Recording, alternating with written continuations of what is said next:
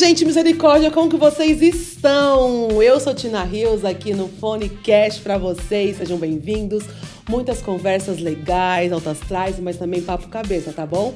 Lembrando que esse podcast é patrocinado pelo Fomento à Periferia da cidade de São Paulo, tá bom? E agora vamos falar da nossa convidada. Muitas palmas, vai, gente, olha isso tudo. Ó, nosso auditório maravilhoso! Gente, vou falar agora da nossa convidada, que ela é jornalista, escritora, documentarista e é uma voz que ecoa na periferia, inspirando milhares de mulheres negras. Também apresentadora do podcast Mano a Mano. Seja bem-vinda, Sol do Meio-Dia, Semaia Oliveira! Obrigada, que apresentação linda, Tina. Obrigada. Prazer estar aqui com vocês hoje, viu? Seja bem-vinda, Semaia. Obrigada. Desculpa a loucura que eu sou doida assim mesmo. Não, já gostei da energia. Misericórdia! Semaia, quero saber de você. Como que surgiu o jornalismo na sua vida? Menina, voltei lá atrás. Eu nunca quis ser jornalista oficialmente, assim. Tem uma coisa que eu sempre fui muito contadora de histórias, desde criança. Minha mãe falava que eu inventava muita coisa. Eu sempre chamava ela para contar umas histórias malucas que eu criava, assim. E ela falava que eu chamava ela e eu ficava tipo, e aí aconteceu tal coisa, e nananana. Então eu sempre fui um pouco narradora, assim. Mas o jornalismo nunca foi uma realidade futurista, assim, quando eu era criança, no sentido de que, vou caminhar para isso. A nossa geração, né, eu tenho 36 anos, você é um pouco mais nova, então a minha geração é uma geração que precedeu um pouquinho as cotas. Então, naquele momento, né, como a gente sabe, poucas famílias negras tinham, assim, um lastro de profissões em que a gente pudesse, como jovens, nos espelhar.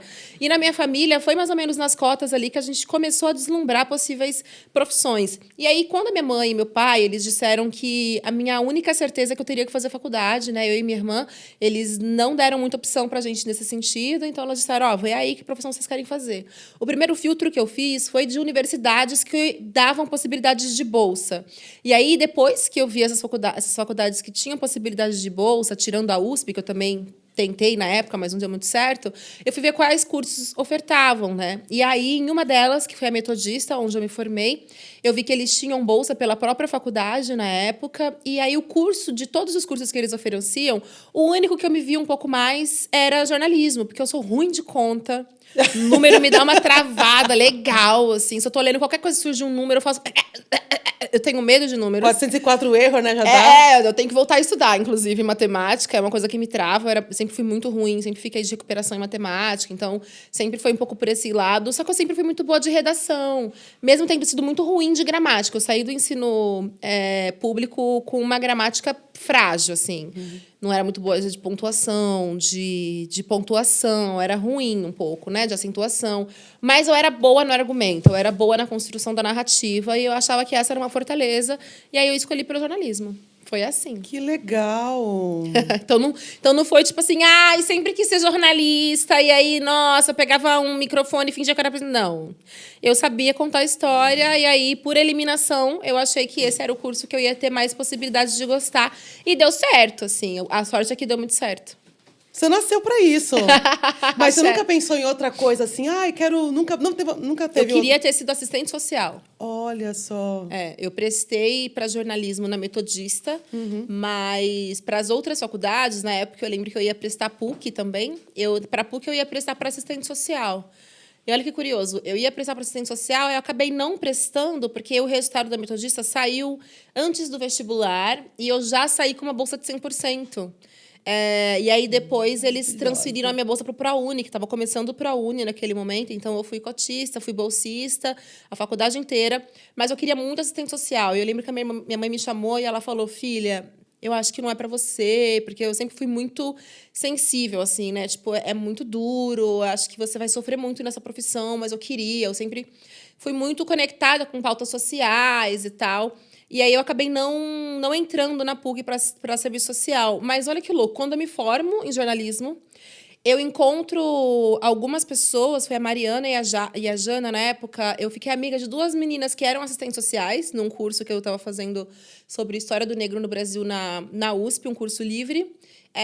E aí eu me conecto com o grupo de amigas dela, que são o meu grupo até hoje, que se formaram em assistente social na mesma turma que eu teria entrado se eu tivesse prestado a PUC naquele momento. Então, de alguma forma, eu tô nesse universo, porque minhas melhores amigas também estão. Então, é tudo muito conectado. Mas esse foi o curso que eu tinha pensado a princípio. Racionalmente, eu achava que assistente social seria um caminho para mim, mas eu acho que meu futuro era para comunicação mesmo. Mas teve a ver com questão de trabalhos futuros? Porque minha mãe, eu sempre, desde pequena, eu falava assim, eu quero fazer faculdade de música. Minha mãe falava assim, não, porque isso não dá dinheiro. Você tem que fazer uma faculdade que vai dar dinheiro e depois você faz uma faculdade de música. Aí eu fiz comunicação também.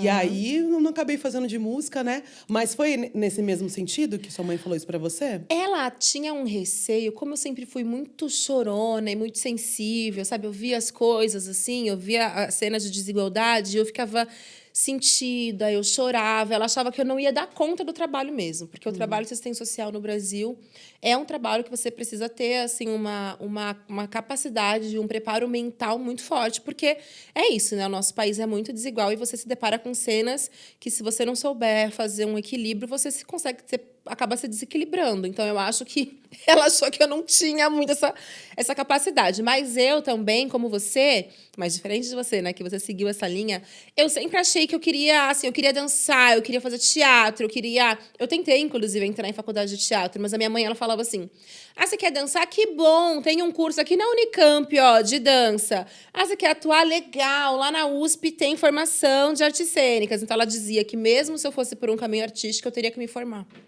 Que legal! É. E você gosta muito de mudar cabelo, né? Como eu. Gosto. Parece pisciana, gente, misericórdia. Eu quero saber de você, qual que foi, assim, a sua fase de cabelo, assim, mais polêmico, o cabelo que mais chamou a atenção, sei lá, o cabelo que mais te marcou? Cara, eu sou mulher preta, né? E aí, gata, a gente gosta de mudar cabelo mesmo. Mas assim, a minha história com cabelo é que o meu pai, ele sempre teve dread. Quando eu nasci, meu pai já tinha um dread muito longo, assim, na altura da bunda. E ele teve dread até a minha vida adulta, assim. Ele cortou, eu já era adulta, formada. Então, desde criança, eu tinha um fascínio pelos dreads. Mas eu achava que, como é um cabelo bastante permanente, assim, depois que você faz, você tem menos mobilidade. Eu falei, não, eu vou esperar um momento de fazer o dread para que seja um cabelo para a vida. Então, desde criança, eu sabia que em algum momento eu ia fazer dread e que eu ia ficar com o dread, porque tem todo o peso histórico do meu pai e tal. E a minha mãe sempre foi uma mulher negra muito bem resolvida com o cabelo dela. Então, minha mãe era uma mulher, assim, à frente do tempo dela mesmo, assim. Porque ela sempre usou batom vermelho, ela sempre usou coque, o que a gente já chamou hoje de afropunk, afropuff, né? Ela sempre usou o cabelo dela natural, ela sempre usou coque com cabelo crespo, ela sempre usou os puffzinhos, ela usava o cabelo dela solto. Então, ela era uma mulher bastante resolvida com o cabelo crespo dela e fazia vários penteados. Então, essas eram as minhas referências em casa. Eu e a minha irmã, a gente chegou a alisar o cabelo durante a infância e a juventude, mas foi por um curto período que ali, quando eu tinha 14 e minha irmã um pouco mais velha, a gente começou a transição para o cabelo natural. E aí eu fiz de tudo, assim. Eu peguei uma fase que fazer tiarinha de trança na Go era R$5, sabe? Era R$20, R$25 fazer a cabeça toda. Então, eu peguei toda essa fase de transição lá na década de 90 para ter meu cabelo natural de novo. Eu fazia muita trança, eu usava muito black power, eu passei o ensino médio inteiro usando black, usando trancinhas soltas naturais. Eu sempre fiz meus próprios twists, eu trançava soltinho eu mesma. E na vida adulta, eu comecei a fazer muitas tranças longas, até a bunda, e nananã, e fazer os cachos, parecido com o que você tá agora. Então, eu passei por tudo isso, assim. Eu gosto muito dessa diversidade que o cabelo crespo traz. E eu acho que a gente acabou, como mulheres negras, assimilando essa necessidade de mudar diante de um país e de um mundo, eu diria, assim, que nos nos violenta tanto. Então, eu sei que, assim como você também deve saber, como o cabelo é importante pra gente, né? A gente precisa se sentir segura e confiante para ir pro mundo. E isso passa definitivamente pelo nosso cabelo. Mas eu também sempre prezei muito pela naturalidade, assim. Então, eu adorava estar com vários cabelos. E eu usei laces também, porque eu cheguei a ser careca, inclusive, né? Eu fiz o dread, depois eu fui careca. Eu sempre tive a vontade de ficar careca. Eu fui careca, pintei de loiro meu cabelo, bem loirão mesmo. E depois, agora, eu voltei pro dread. Porque eu acho que é o cabelo que eu gosto mesmo. E porque eu acho que é a estética que eu mais gosto. Eu gosto da queda, eu gosto do movimento, eu gosto disso que o dread traz. Que eu sempre tive com a trança, mas eu prezo muito pela possibilidade de ter a textura natural do meu cabelo. E aí eu acho que o dread é o que melhor me entrega isso. E eu acho que meu rosto nasceu pro dread. Sim, eu ia falar isso também, exatamente. E você falou que você foi careca, né? Fui. Eu ia falar sobre isso. Primeiro que, assim, toda mulher, eu acho que tinha que ter essa experiência de raspar o cabelo. Eu já raspei também. Eu acho que é incrível, assim, essa experiência. Obviamente, para crescer, aquela coisa assim, meu Deus! É terrível. É terrível. É horrível. Essa parte é terrível. Mas como mulher preta também, a gente tem que falar que a vida é muito curta para não mudar de cabelo, né? Muito. Tem que mudar todo o tempo. Eu adoro mudar. Eu tô assim, daqui a pouco já... não gostei, não quero mais. Quero esse mês que vem fazer outra coisa. E assim vai, né? Eu não sei você, mas eu acho que ter ficado careca foi muito legal, porque me ensinou a ter confiança em mim mesma por outras coisas, pelo conjunto, né? Assim, pelo look, pelo brinco, né? Que todo mundo fica careca, vem com os brincos desse tamanho. Muito lápis Muito no olho. lápis, você carrega no seu rosto, você segura no carão mesmo. E eu acho que é importante, sabe, essa experiência. Foi o período que eu mais usei lace também, eu testei bastante. Mas eu sempre me senti um pouco inadequada, porque eu ficava com medo, né? Eu acho que a lace é maravilhosa, mas a lace traz uma camadinha de insegurança, né? Tipo assim, meu Deus, e se passar alguma coisa muito forte, se alguém me abraçar muito forte, como é que é? Não me abraça muito forte, porque corremos risco aqui. Você lembra de uma cena que viralizou de uma menina que tá no podcast? E cai a peruca, ela fala, my God. Oh my God. My God. E o cara derretendo, assim, né? O cara derretendo de rir, assim. Então, esse é o risco da lace. Então, isso sempre me deixou insegura, sabe? E aí, por isso que eu gosto, assim, tipo, pode puxar tranquilo, no máximo vai cair um dread. Mas isso me deixava insegura, mas eu gosto muito dessa versatilidade, assim, sabe? Eu também gosto. E eu lembro que a primeira vez que eu usei lace não era muito famosa aqui no Brasil, né? E as colas não eram muito boas ainda, e eu tava careca. E eu tava no Rio de Janeiro, eu lembro. A primeira vez que eu usei lace. Aí eu passava a cola assim, tava com as amigas, eu não queria que ela soubesse que eu tava careca, que era uma lace, ninguém sabia direito. E eu tava no Rio, passava a cola assim, daqui a pouco eu sentia a cola descolando assim, o negócio descolando. Meu Deus. Aí você falou, oh my God. Oh my God. Oh my God. Não, e o engraçado dessa cena é que ela só encaixou, ela não encaixou direito com os pentinhos, sabe? Ela, tipo assim, porque as gringas acho que são meio assim, só coloquei, eu vou ali. E ela não sentiu, o negócio foi assim. Mas eu acho, não sei se você concorda, lá nos Estados Unidos isso é mais pacificado. As pessoas sabem que é uma lace, que é uma troca de cabelo. Aqui rola um pequeno, eu acho que ainda um desconhecimento mesmo. E um pouco de preconceito mesmo. Então, acho que nós, mulheres negras, a gente fica, tipo, muito na vontade de tentar fazer aquilo parecer real. Eu acho que principalmente anos atrás, sabe? Sim. Hoje eu acho que tá mais pacificado. Tem muitas lojas aí, gente criando lace. Eu acho que isso tá muito melhor. Influenciadoras, artistas, colocando e trocando lace, tá mais tranquilo. Mas anos atrás, tinha um negócio, tipo, não, isso tem que parecer verdade. E não tem como, né? Não tipo, tem. Tá tudo bem, é uma lace e acabou. Sim, eu tenho essa mesma opinião. No começo, não, porque ninguém pode saber que eu tô de lace. E lá é muito normal mudar de cabelo, tirar a lace no meio do rolê. A pessoa chega em casa, tira a lace e é isso. E agora, justamente, tá mais normal por conta de várias lojas, as pessoas normalizaram. Mas mesmo assim, ainda tem, nossa, no cabelo ali, não sei o que lá, ainda tem umas pessoas que olham assim. Mas lá, tanto os brancos quanto os negros já estão acostumados com isso. E tira cabelo no rolê na praia e fica andando como se fosse bolsa, né? Mas ao mesmo tempo que eu acho que a gente precisa preservar isso, e eu acho que as mulheres negras têm que preservar essa liberdade, é uma liberdade mesmo, de usar o cabelo que faça com que você se sinta mais segura para ir para a vida. Então, diante de um país que é tão racista, eu acho que a gente precisa garantir essas... Para mim, são estratégias de sobrevivência, mas eu ainda acho que o cabelo é um limitador pra gente, assim. Eu sempre fico pensando... Por exemplo, sei lá, eu lembro de cenas em que... Festa de final de ano que tem piscina.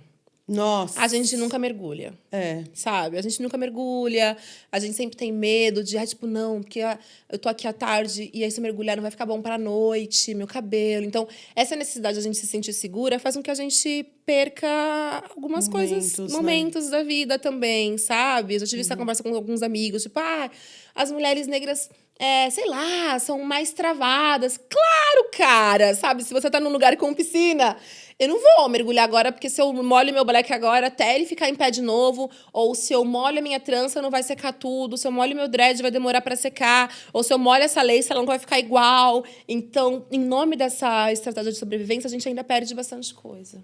Eu acho que é uma coisa que tem que ir também, né, aos poucos e sendo trabalhado, né, entre as mulheres negras. Aqui, mais uma pergunta para quebrar o gelo aqui, Tá, misericórdia. quebre. Se você fosse um som de notificação, qual você seria? Ai. Agora foi pesado, né? Gente, se eu fosse um som de notificação. Pode ser uma música também. Eu acho que nesse momento eu seria o comecinho da música A Mina, da Tasha Trace, que eu tô viciada nessa música, que é um tan, tan. Aí uma delas faz aham. Eu adoro isso. Ia ser assim. Na edição vai ter isso, hein, misericórdia? Vai ser isso aí.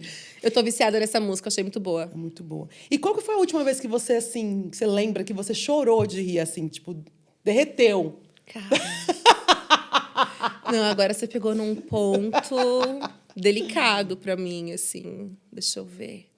A última vez que eu chorei de derreter. Difícil, sabe que eu sou uma pessoa... Tem o riso frouxo, né? Já percebi. Eu tenho riso frouxo, ao mesmo tempo, eu sou uma pessoa muito séria. Eu tenho, assim, como eu posso dizer? Eu sou bastante descontraída, mas eu tenho tido poucos momentos de total descontração. Eu sou mãe recente, né? Meu filho tem 1 ano e meio. Tenho trabalhos que demandam bastante atenção sempre. Então, os meus intervalos, eu normalmente estou fazendo alguma coisa que eu precise ficar completamente relaxada. Mas eu acho que eu tenho tido poucos momentos de convivência com coisas que me deem, talvez, um riso frouxo. Mas as cenas que mais me dão um riso frouxo nesse momento, e isso se repete todos os dias, são as manhãs na minha casa, entre eu, meu marido e meu filho. Meu filho tá numa fase muito gostosa. E aí, todo dia, as manhãs, para mim, são preciosas, assim. Meu marido, ele é bastante engraçado, ele é bastante carinhoso e divertido. E ele sempre tá brincando comigo e com o Taiê, tá sempre fazendo cosquinha. E toda manhã ele provoca bastante riso na gente, assim. E eu gosto muito de ver meu filho sorrindo e de sorrir junto com ele. Então, são os momentos que eu mais tenho tido risos frouxos, assim, as manhãs. Ai, que fofa!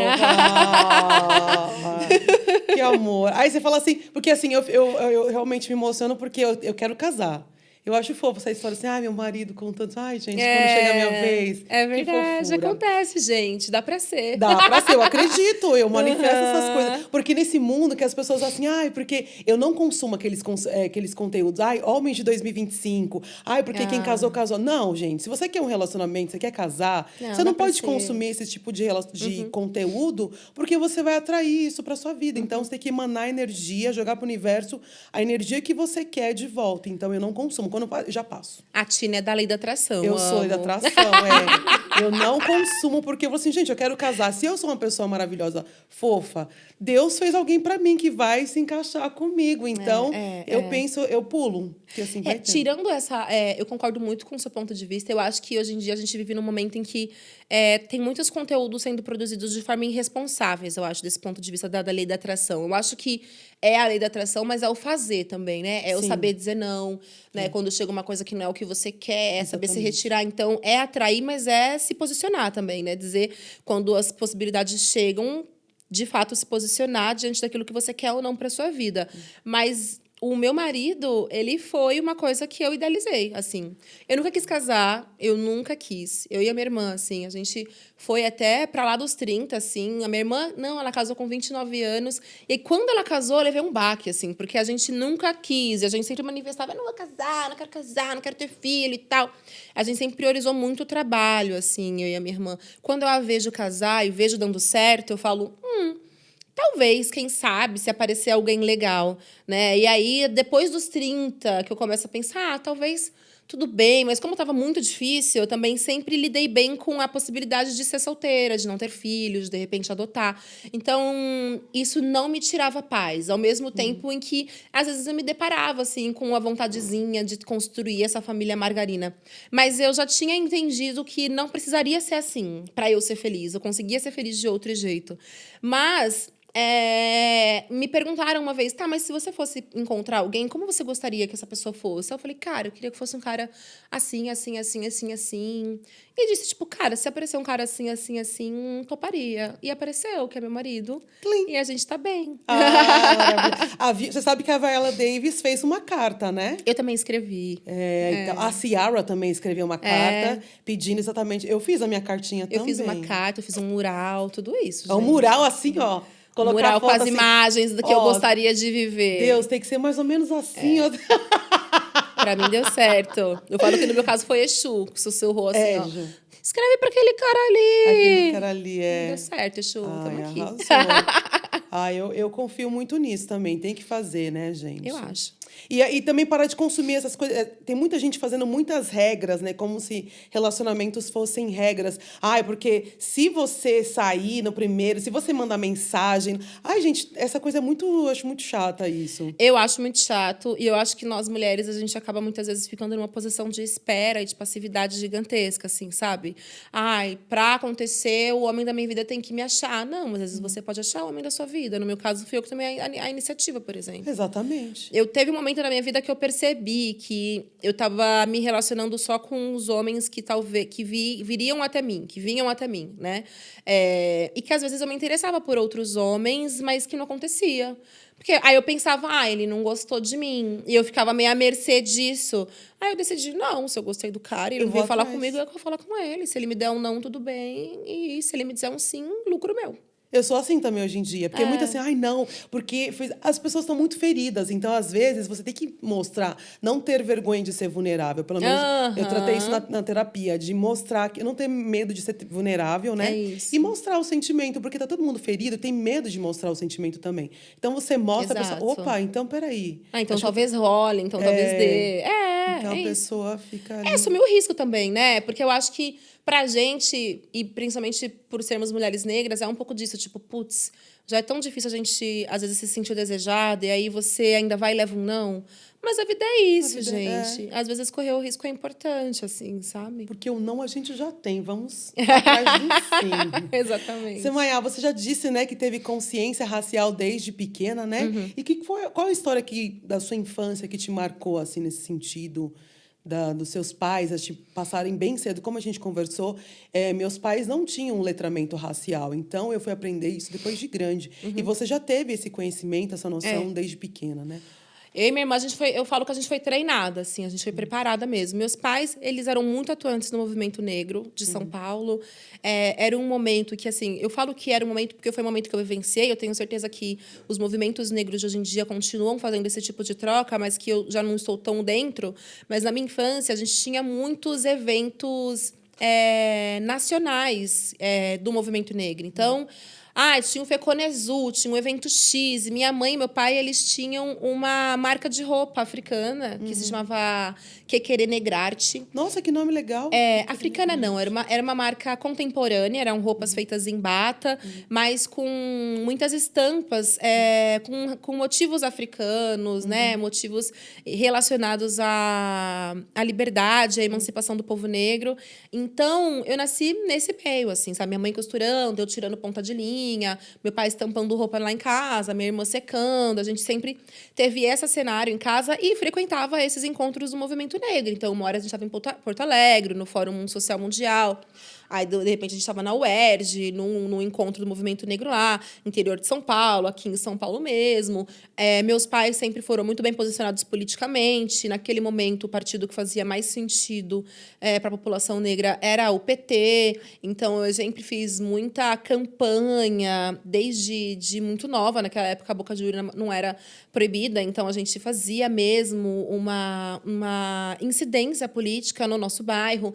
Então, eu nasci nesse nesse ambiente. E era maravilhoso para mim, as memórias, era muito claro, por exemplo, quando eu estava num ambiente de movimento negro, nos encontros, eu era uma criança muito livre, porque tinham crianças negras muito parecidas comigo, já com dread, pequenininhas. Eu era apaixonada pelo Pedrinho, por exemplo, que era filho da G e do Flávio, que a gente perdeu faz pouco tempo. Ele sempre teve o dread. Eu achava o dread dele lindo, que meu pai também tinha dread. Desde criança ele teve dread. E era isso, eu gostava de um menininho negro, as menininhas negras como eu no movimento negro, a gente não se preocupava com o cabelo, né? A importância de você não se preocupar. E aí era muito diferente da minha energia na escola. Quando eu chegava na escola, eu já estava armada para me proteger. Então, dependendo do penteado que a minha mãe fazia, eu já sabia que podia vir uma piadinha ou outra. Então, eu estava sempre muito armada. E no movimento negro, eu lembro que... Nos eventos do movimento negro, eu lembro que eram os momentos que eu me sentia mais livre, assim, sabe? Eu sabia que ninguém ia me zoar, eu sabia que ninguém ia zoar do meu cabelo. Então, eu corria muito, eu brincava muito, eu corria. Então, era uma sensação de liberdade importante. E eram os momentos em que eu recarregava as minhas energias para voltar para o dia a dia e para esse ambiente escolar, que sempre foi muito maçante assim, para crianças negras, e ainda é. Mas eu confesso que, como a gente tinha essa salvaguarda e esse lugar na nossa casa em que a gente sempre foi valorizada e vistas como mulheres e meninas bonitas, inteligentes, quando eu voltava para minha casa, se acontecer alguma coisa na escola, eu sabia que eu ia ser retroalimentada novamente de algum tipo de potência. Sim. Então, eu e a minha irmã, nós sempre fomos crianças negras muito combativas, assim. Minha irmã virava a mesa da escola, da professora brigava com a professora. Não que eu acho isso bonito, mas precisava. Eu sempre fui uma criança que me defendia. Se precisar bater, eu batia. Se precisava ou se eu sentia que algum colega meu de classe, que também negro, estava sendo violentado, eu interferia.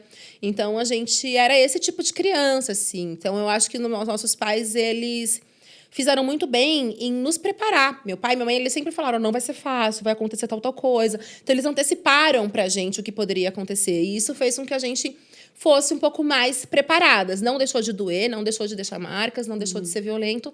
Mas eu acho que a gente foi para esse universo de um jeito mais combativo, assim. Eu lembro que um dos meus primeiros namoradinhos foi um menino branco do meu bairro. E aí eu lembro como se fosse hoje, assim, que minha mãe e meu pai... Mas eu lembro muito da minha mãe, eles me sentaram no sofá, eu era novinha, assim, tinha 14 anos, 14 para 15. E falaram assim, é isso mesmo que você quer e tal, nananã. Eu falei, não, ele é legal e tal. E ele era DJ, sabe? Fazia umas festas no baile, assim. E aí ela falou assim para mim, minha mãe, então, eu quero que você preste atenção, porque ele é um menino branco e isso pode trazer alguns problemas para você. E eu, naquela época, falei, não, mãe, imagina, ele é branco, mas ele é super legal e tal, não tem nada a ver, ele não é racista e tal. Aí ela falou, tá, ele pode não ser racista, mas ele tem uma família, a gente não sabe como é que é essa família e tal. Então, fica atenta com como as pessoas te tratam. E aquela conversa foi fundamental para mim.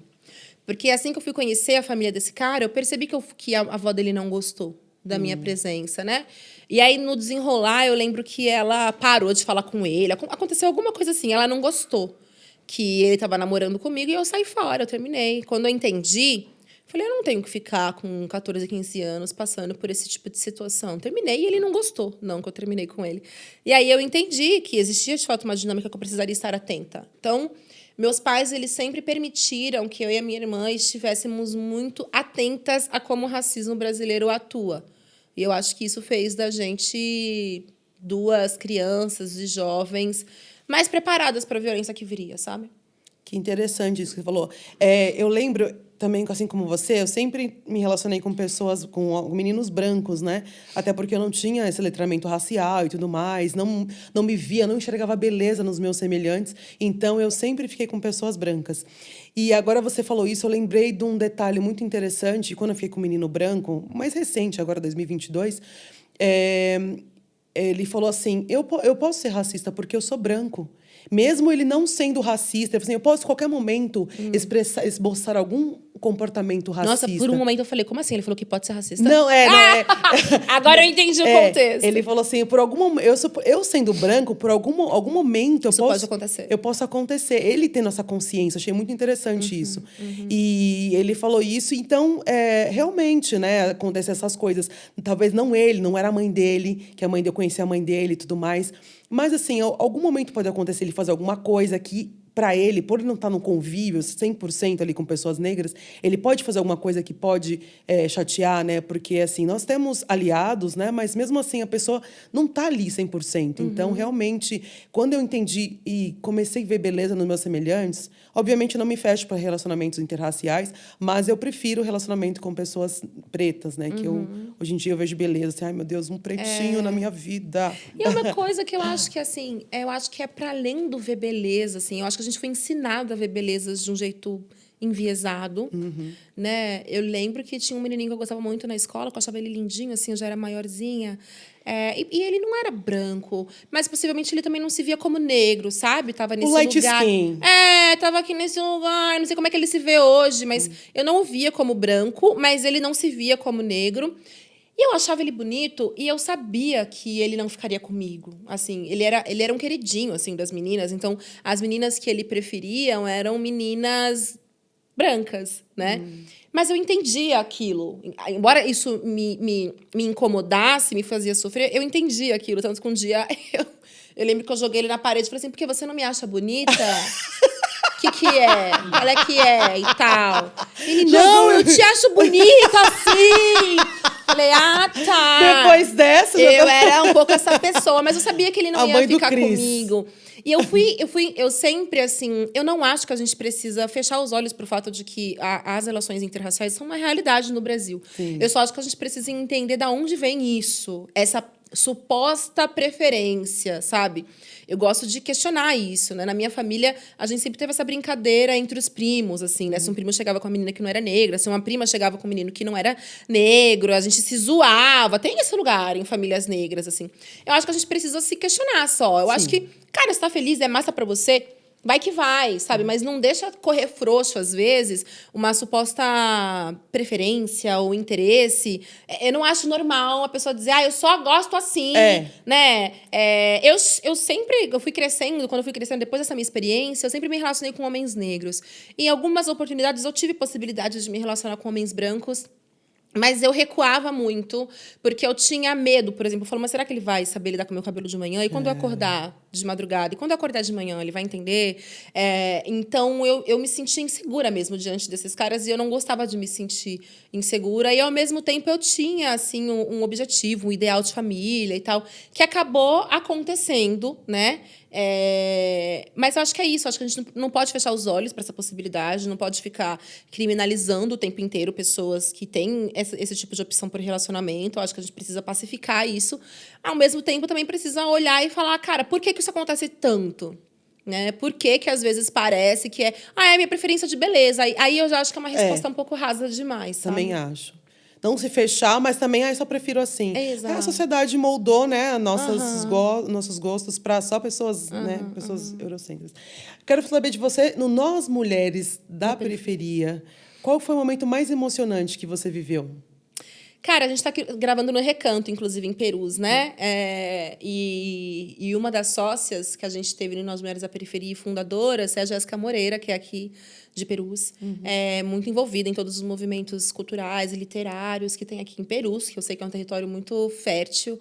E a gente está aqui no Recanto, a gente gravou em 2015, 14. A gente nasceu em 2014 e logo depois que a gente nasceu, a gente rodou vários bairros das periferias de São Paulo, entrevistando mulheres e fazendo oficinas sobre como as mulheres se sentiam representadas pela mídia. E aí, dessa série de oficinas e entrevistas, nasceu um documentário que se chama Nós Carolinas. E a gente rodava São Paulo, literalmente, assim, com uma mala gigante no carro. Foi o mesmo ano em que todas nós estávamos aprendendo a dirigir, algumas de nós. Então, a gente cruzou as periferias de São Paulo dirigindo, aprendendo a dirigir, como mulheres, aquilo pra gente foi muito importante. E a gente gravou uma entrevista aqui, inclusive, com uma personagem daqui, que foi a Renata. E eu acho que o lançamento do Nós Carolinas foi em 2017. Foi na Galeria Olido, se eu não me engano, se não me falha a memória. E eu não estava no lançamento porque eu tinha saído do Brasil para fazer o intercâmbio nos Estados Unidos. Mas eu me lembro, assim, que as meninas me mandavam a foto, me mandaram fotos do lançamento, todas muito emocionadas. E eu chorei muito, assim, mesmo à distância. Vibrei muito, porque foi um filme que a gente... Foi resultado de um trabalho muito genuíno de ouvir mulheres, de entender como a gente se sentia representada pela mídia, de entender como mulheres negras de diferentes idades se viam nesse contexto de periferia e tudo mais. Então, o lançamento do Nós Carolinas, eu acho que foi um marco para nós mulheres da periferia e eu acho esse momento muito emocionante para a gente. E agora eu quero saber, de todas as entrevistas no Mano a Mano, qual que foi a mais inesperada? Qual que te marcou mais, assim? Cara, tem muitos, dá até dó, assim, de eleger uma ou outra. Tem muitas entrevistas que me marcaram bastante. As mais óbvias, assim, Sueli Carneiro, né, que eu acho que marcou o Brasil. Marina Silva foi uma entrevista lindíssima. Emicida, Djonga. Tem uma lista grande. Eu acho até difícil escolher uma ou outra, Alessi Brandão. Mas tem uma que me marcou muito pessoalmente, que foi com a Glória Maria. Pelo fato dela ser jornalista e pelo fato também, eu acho, de até aquele momento em que a gente a entrevistou, eu acho que eu tinha uma outra imagem da Glória, sabe? Então, foi surpreendente para mim. Porque a Glória sempre foi politicamente, racialmente, muito discreta, também por todo o contexto de trabalho que a envolvia. E ouvi-la pessoalmente sobre o que ela entende de famílias negras, de ancestralidade, de jornalismo. Eu lembro que eu fiz uma pergunta para ela sobre qual era a técnica principal que ela usava nas entrevistas, e ela disse assim para mim: eu nunca quero brilhar, eu quero fazer as perguntas certas para que a pessoa brilhe. E eu carreguei isso para a vida, assim. Então, eu aprendi muito com ela naquele momento, não só do que ela falou, mas de como a postura que ela tinha para a vida, assim, muito corajosa. Ela foi uma mulher muito corajosa mesmo, assim. Ela exalava coragem, autenticidade, verdade, sabe? Uma mulher muito confortável no próprio corpo. E foi uma entrevista surpreendente para todos nós naquele momento. Eu acho que ali, como ela mesma disse na entrevista, ela se abriu bastante, se abriu de uma forma que ela não tinha feito em outras entrevistas.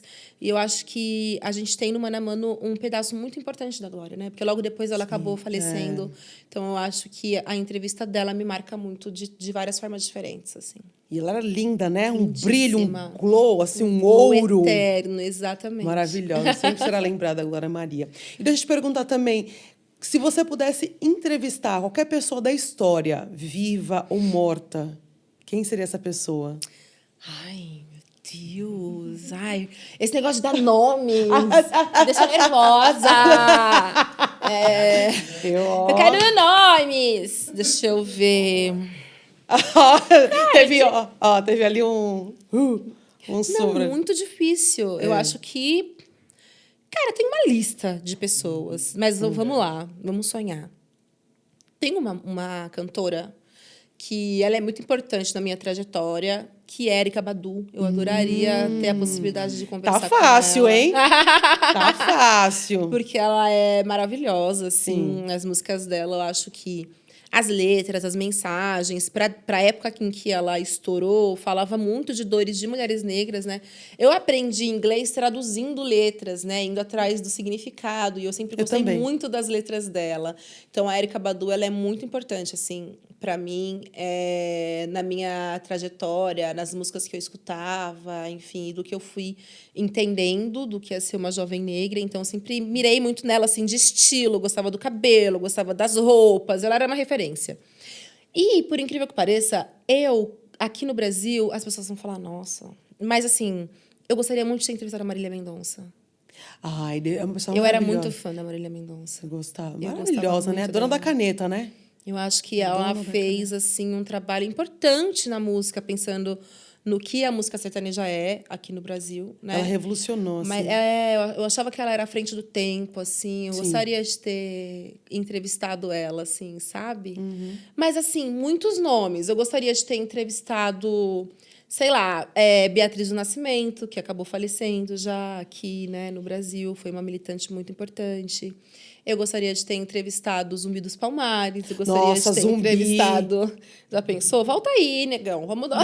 Vamos voltar aí. Vamos né? trocar a Teresa de Benguela. Teresa de Benguela. Eu gostaria de ter entrevistado muita gente, assim, Teresa de pensando em qualquer tempo possível, né?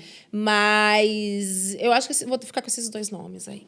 Nossa, eu entrevistaria Michael Jackson. Michael também. Porque ele era uma pessoa também à frente do tempo. E ele tinha toda uma questão racial que as pessoas na época não entendiam. Ele já colocava ali, em 92, no clipe Remember the Time, colocou o Egito Antigo, colocou todo o glamour, o ouro. E ele sempre falava das questões raciais. Eu, assim, de primeiro nome, assim, Teresa de Benguela é uma pessoa que entrevistaria, mas Michael Jackson, que é meu amorzinho, assim. A Sata criador. Shakur, eu adoraria ter entrevistado, né? A mãe do Tupac, que Nossa, Nossa, ela, sei lá, ali são muitas camadas, assim, né? Olha como a gente é banhado pela América do Norte, né? Que merda. É porque lá veio... É que lá Eu veio... fazendo a autocrítica aqui. Não, mas é porque lá eles, né, começaram o moderamento preto primeiro. Aqui como fala, gente, a palavra? A lei da... Como fala? Dos direitos Abolição. civis. Não, a abolição veio... Abolição. A abolição lá veio antes daqui, né? Então, eles começaram já... O movimento começou muito antes lá, né? Essas questões, assim. Você sabia que a Chaka Khan era do... Chaka Khan. Chaka Khan. Chaka Khan. Que ela era do movimento Pantera Negra? Não sabia. Que legal. Junto com coisa. Que legal. E eu quero saber de você. Eu quero saber tudo daí de você. Quero saber de você. Eu quero saber de você. Quem foi a primeira pessoa, assim, que você se viu representada na televisão? Ai. Tina. Cara, Oh, Antônia brilha. Antônia sou eu. Antônia é você. Oh, Antônia brilha. E pra qual Antônia pode ser. Negrali. Negrali. A Negrali, como eu comecei a ter o Black Power muito cedo, e foi num momento em que poucas meninas usavam cabelo assim na escola, principalmente, eu lembro que, tipo, teve um momento em São Paulo, né, que eram as lotações, né, que, tipo, os cobradores passavam assim, vai, com o PC, não sei o que lá, né, que eram as lotações irregulares, assim. E eu lembro que muitos cobradores falavam, ô, Negrali! Ou as pessoas me gritavam na rua, falando, ô, Negrali, ô, Negrali, ô, Negrali! Eu entendia quando às vezes era um tom pejorativo, mas quando às vezes era um tom de reconhecimento, assim. Então, eu acho que esse momento que eu vivi na adolescência de aceitar meu cabelo, a Negrali era essa mulher, que ela tinha o Black Power, que era rapper. E eu lembro do Antônia. Então, ao mesmo tempo que tinha aquela propaganda do Assolan, que você lembra? Nossa, que tinha e que péssimo. cantavam essa musiquinha pra mim na rua e que era horrível, também cantavam a musiquinha da Antônia. Muitas vezes num tom pejorativo, mas muitas vezes num tom positivo. Então, acho que a Negrali foi uma imagem e uma personalidade de mulher negra para minha época que me trouxe um reconhecimento, assim. Mas eu também não me lembro, assim, de ter esse sentimento do tipo, tô me sentindo representada. Eu não acho, assim. Eu acho que a gente via similaridades. Mas eu acho que eu nunca tive esse lance, tô me sentindo representada, tipo, ela me representa. Eu acho que eu não tinha muito isso. Até porque essa palavra, ela é mais recente, assim. Na minha adolescência, ali, na minha vida adulta, ela ainda não era uma palavra muito popular. Então, eu acho que não tinha muito esse sentimento. Mas rolava um reconhecimento, assim, né? Não só meu, mas das pessoas. Eu lembro que, para minha irmã, já associavam mais ela a Thaís Araújo. Então, rolava um pouco isso, né? Das pessoas chamavam ela de Thaís e tal, nananã. E no meu caso, era Negrali. E falando em Thaís Araújo, você ganhou o Troféu Imprensa em 2022 e o Prêmio Glamour 2023. Ó, a Lady Gaga quase vindo aqui, a Lady Gaga de Ilhéus. E o Prêmio Glamour em 2023 pelas mãos da Thaís Araújo, né? Que também você falou que era uma pessoa que te marcou. A Thaís, eu acho Falou que... cantando. Não, a Thaís, eu acho que... A Thaís é a Camila Pitanga, mas eu acho que, esteticamente, a Thaís se comunicava muito, assim, com a minha família, né? Ela sempre foi uma referência de beleza. Então, e depois de acompanhá-la ao longo de todos os anos, para mim, ela é uma referência de postura também, sabe? Ela e o Lázaro construíram um pouco... esse imaginário da família negra, né, também, que a gente pode decidir, né, se é ou não o ideal, mas para mim é lindo, assim. Então, eu gosto muito do jeito que ela encara a vida, eu gosto muito do jeito que ela se coloca, eu gosto muito do jeito como ela é mãe, ela é atriz, ela traz essa multiplicidade que nós mulheres precisamos lidar todos os dias, né? Mulheres que estão dispostas a construir uma carreira, seja lá qual ela seja, assim, e que também querem ter um papel ativo e muito presente na sua família, na sua maternidade. Então, ela, sem dúvidas nenhuma, é uma referência para mim. Foi muito emocionante esse dia para mim. Oh, que maravilha. Qual música que marcou sua adolescência? Ai, Crazy in Love da Beyoncé. Eu não consigo pensar em outra coisa. Crazy, love, pontos negativos e positivos. Essa música é, nossa, muito marcante, né? Ela é muito, assim. Eu sou muito Beyoncé, eu amo. Beehive. Mas eu acho que tem uma coisa dessa onda de R&B, que eu sei que você é do R&B. Essa onda de R&B aí na década de 90, indo para 2000... eram, assim, como a gente ainda era a gente tinha, sei lá, tinha Thaís, mas era muito pescado aqui no Brasil, né? Ah, Negrali aqui, Thaís ali, né? Lá fora... Mas lá fora, então eu lembro que era uma fase, assim, das locadoras. Você que tá assistindo...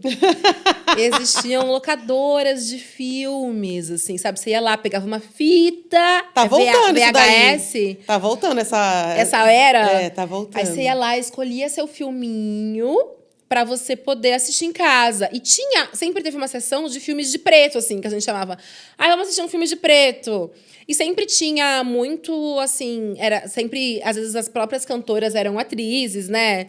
Então, tem um filme que a minha mãe adorava, que é Falando de Amor, que era uma história de 4 mulheres negras e as suas relações. Então, os filmes e as músicas me aproximavam um pouco mais da possibilidade de me sentir uma mulher bonita, atraente, poderosa. E eu acho que os clipes de música naquela época... né, assim, eles eram um pouco disso. Então, eu ficava treinando as músicas e nos bailes da época... a gente fazia os passinhos dos clipes, né? Durante os bailes. Então, eu ficava treinando. Óbvio que Crazy in Love era impossível de reproduzir, mas tinham alguns momentos do Crazy in Love que eu e minhas amigas a gente fazia no baile. Então, eu ficava horas assistindo, treinando as músicas, entendendo as letras e tudo mais. Eu acho que Crazy in Love foi uma música que eu vi muito no baile bombar, assim, né? Das pessoas desfilarem quando eu começava a tocar, das meninas, né, se colocarem, assim. Então, eu acho que a Beyoncé cumpriu esse papel. E você desfilava na balada? Super! Eu era essa pessoa. Olha! Que outra diva era a Rihanna também. Rihanna. Aquela música... I wanna let you know. Esqueci, lembra? Eu sabia o passinho certinho, gata. E na balada eu fazia Faz aí pra gente ver. Deixa quieto. Não vai ser dessa vez. Ainda falou tanto, eu quero ver agora. Já não lembro mais nada. Agora ela falou que não mete, não lembra, né? Qual que é a gafe mais engraçada que você já cometeu, que você lembra? Gente, muitas. Deixa eu ver. A mais engraçada... Eu preciso voltar. Tem uma recente. A gente estava gravando com o Paulo Vieira, eu acho, no Mano a Mano. E aí eu fui apresentar Não, o Brau tava trazendo uma lembrança dele sobre quando ele ganhou um prêmio da revista GQ. Fala GQ, eu acho. Eu falei GQ. Eu só percebi depois. Depois que foi pro ar? Depois foi pro ar que eu percebi. Eu nem percebi. Eu falei GQ. Falei, gente, GQ é outra coisa. É a influenciadora. É uma influenciadora. O prêmio GQ. Ela se sentiu representada. Deixa aí pra posteridade. E qual é o hábito mais, assim, esquisito que você mantém, assim, pra produzir alguma coisa, assim? Esquisito? Você tem um hábito, assim, que você fala, nossa, as pessoas... Nossa...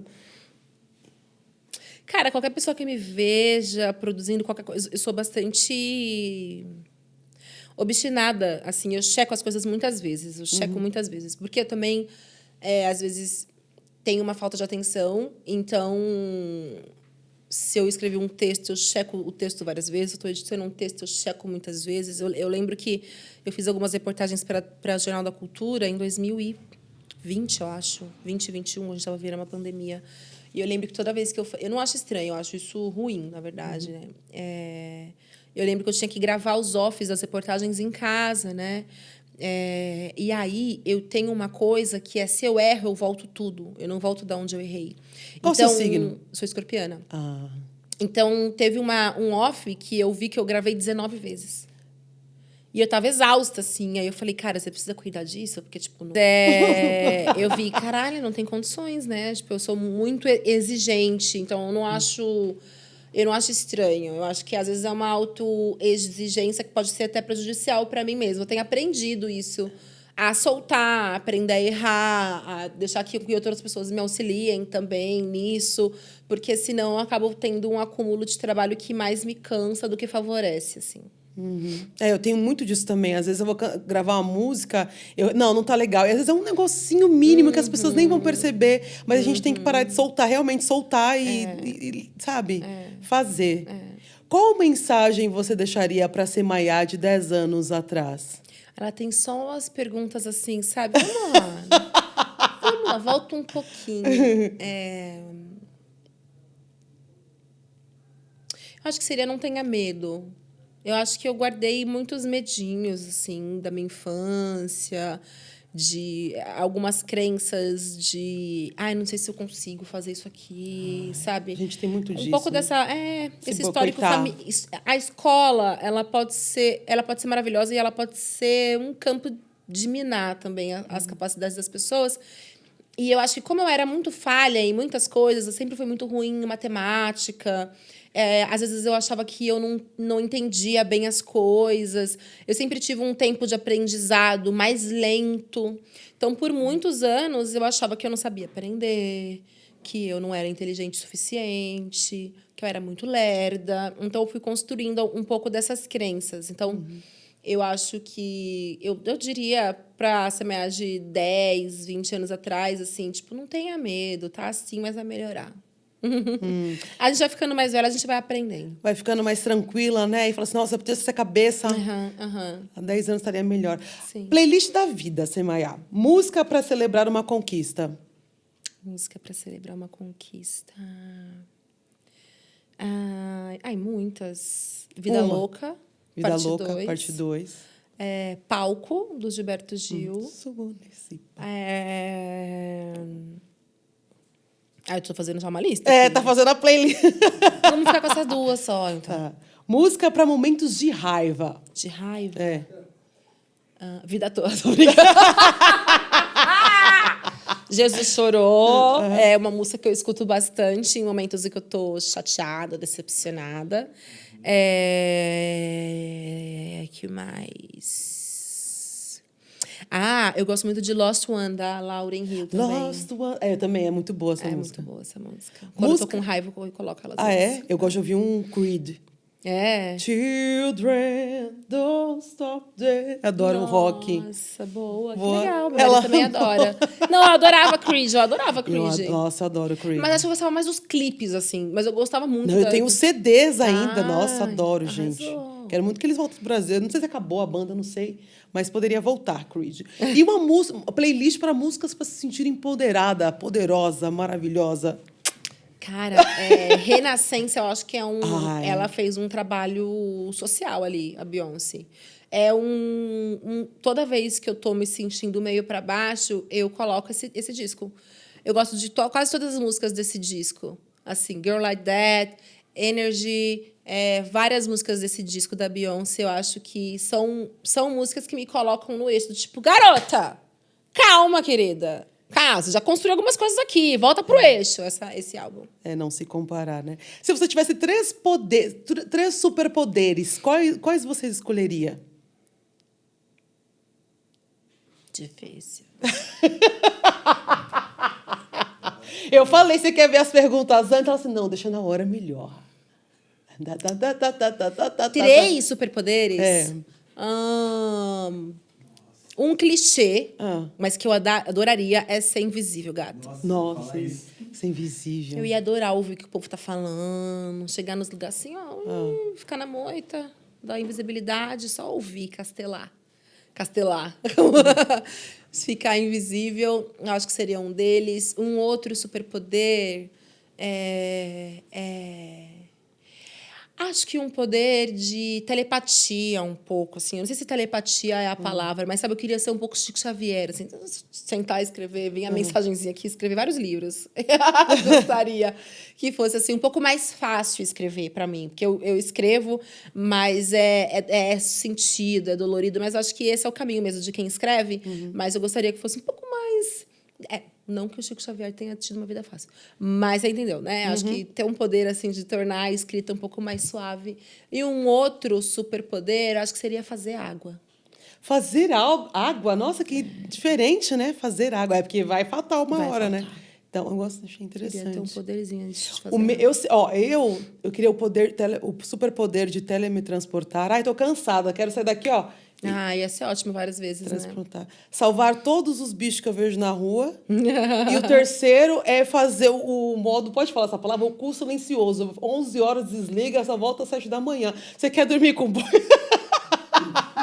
Eu que treino, muito whey protein, creatina, essas coisas. Às vezes, de noite, você não quer. Eu tenho muitas coisas de não ficar peidando. Eu namorei 6 anos. E eu falava assim, não, preciso sair. Eu vou ali no cantinho porque eu preciso peidar. E eu não gosto, até hoje, eu sou assim, não gosto de ficar peidando. E às vezes, dormindo, sai um negocinho. Ai, amiga, eu não sou essa pessoa, tenho zero Sério? problema com isso. Ai, eu tenho. Aí, nossa. E aí, zero. eu tenho medo de peidar, assim, à noite, tipo, sei lá, feder na cara do boy. Ó, vai acontecer, tá? Não, já aconteceu. E meu Deus, que vergonha. Mas o superpoder que eu teria é esse. Desligar o cu. Fecha cu 11 da noite. Seria sabe? um bom Seria poder. um bom... Pra gente finalizar, Semaia, eu sou doida, não ligar, não. Qual mensagem você deixaria para as meninas negras das periferias? Não se deixem levar pelo que as redes ou as pessoas dizem que pode ser um caminho mais adequado para você identificar qual é o seu superpoder, assim. Eu acredito muito que todas nós temos uma missão nessa terra, assim, e a gente veio com habilidades e capacidades para serem desenvolvidas. E eu acho que hoje em dia a gente vive uma massificação de possibilidades. Então o único caminho é produzir conteúdo, o único caminho é se eu virar tal coisa. E eu acho que não existem únicos caminhos. Acho que a gente está perdendo um pouco o tempo de maturação, de desenvolvimento, de autoconhecimento, sabe? E aí eu acho que a possibilidade de erro e de frustração aumenta. Então, toma seu tempo, se autoconhece, entende quais são suas potencialidades e leve o tempo que você precisa para desenvolvê-las, para a gente não perder talentos mesmo, sabe? Eu sei que a gente tem muitos, então tenha paciência com você mesmo, tudo tem a sua hora.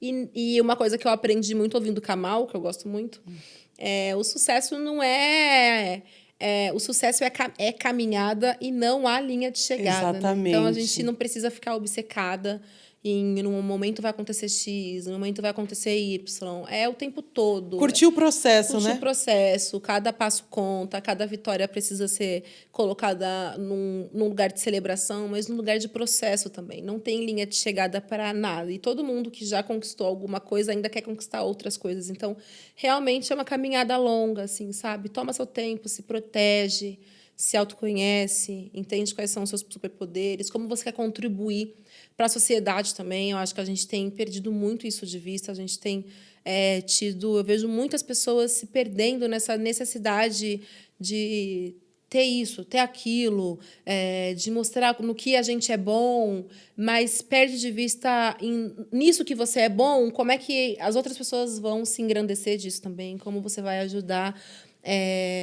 mundialmente e aqui no seu país, a partir desse seu conhecimento. Às vezes eu acho que a gente está perdendo um pouco isso de vista. E agora que eu sou mãe, né, eu quero muito que meu filho entenda isso, assim, né, que a gente cresce coletivamente. Sabe? Eu sou produto do meu meio, eu sou produto dos meus pais, eu sou produto do movimento negro, eu sou produto do rap, eu sou produto de trabalho que muitas pessoas fizeram, assim. E aí, por conta disso, eu também preciso fazer das minhas habilidades e capacidades produtos para que outras pessoas se toquem, se autoconheçam e encontrem seu próprio caminho. Então, acho que a gente não pode perder isso de vista, que a gente não está aqui para ser sozinho, solitário e brilhar. A gente está aqui para fazer com que mais pessoas cheguem lá. Então, acho que a gente precisa ter isso no norte sempre. Maravilhosa, inspirando sempre. Muito obrigada, Semoia. Amei. Tina, arrasou, misericórdia. Misericórdia. Você sabe que eu tinha uma rima, que eu não sei de onde... Uma rima não, louca, tinha uma rima. Quando eu era mais jovenzinha, a gente falava, as minhas tias, e a gente falava muito misericórdia. Misericórdia. Aí quando eu vi que você fala muito misericórdia, né? De onde saiu misericórdia? Eu não sei, é uma coisa que surgiu eu vim da igreja, né? Então a igreja sempre fala misericórdia, Senhor. Aí eu trouxe um negócio assim e eu sempre falo misericórdia, tanto que meus seguidores ficam misericórdia, Tina. Que legal. Aí tornou meu bordão, assim. Parabéns, vida longa pra você também. Amém pra nós, meu bem. Muito obrigada, viu? Obrigada você é incrível. Ó, não acabou não, nós temos um presente pra você. Eu levanto ou eu não levanto? Uau! A produção vem aqui. Oh, ai, gente! Olha só que delicinha! Gente, vocês fizeram isso agora? Caraca, que lindo! Tô me sentindo representada. Tira uma foto, produção, desse momento, Mora. Já tirou a foto, né? Amém. Obrigada, gente, pelo convite, pela lembrança. E parabéns, vida longa pro podcast, de verdade. Obrigada, gente. Espero que vocês tenham gostado. Olha! Espero que vocês tenham gostado. Sigam, compartilhem muito, tá? Que vem outros episódios aqui do Phonecast. Um beijo. Tchau!